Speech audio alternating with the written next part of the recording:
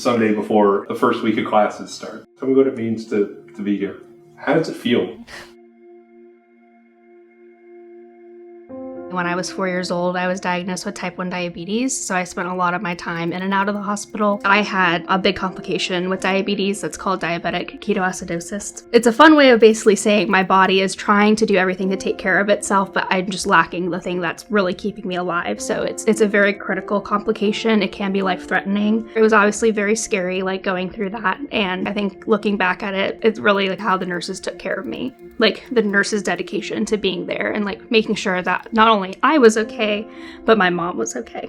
So I think that for me was a really positive experience in that respect to shape me towards that nursing mentality for medicine. I was not able to relocate home during this time, so I'm still in the Great Gainesville community. I started working at 14 and I've never stopped since then. Maybe if I try to work even harder before going to college and save more money, just anything to try to get some income in to at least give me some kind of cushion, that's just kind of where my mind immediately went. We did accept the offer to come to UF, and I think it was maybe within a week or two that we heard about MFOS and got an email regarding being able to apply for it and get it.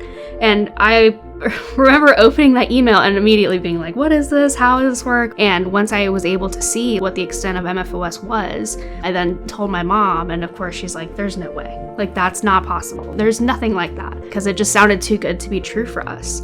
It just felt like such a huge weight off both of our shoulders of like, I'm going where I want to go, and now I don't have to worry about all the extra finances. Something that prepares me to come to school and just focus on school. Joslyn, Massie. I'll just never forget how passionate I was to have my name called and go across the stage and know I've put in all this work and here I am, like having a bachelor's degree. I really had a lot of self-doubt growing up, and I always found ways to say something wasn't going to work for me. I leaned a lot on what happened within my family and kind of portrayed that my life would be the same. I had a very hard time seeing myself be anywhere close to where I'm at today. Please stand if you're the first person in your family to go to college.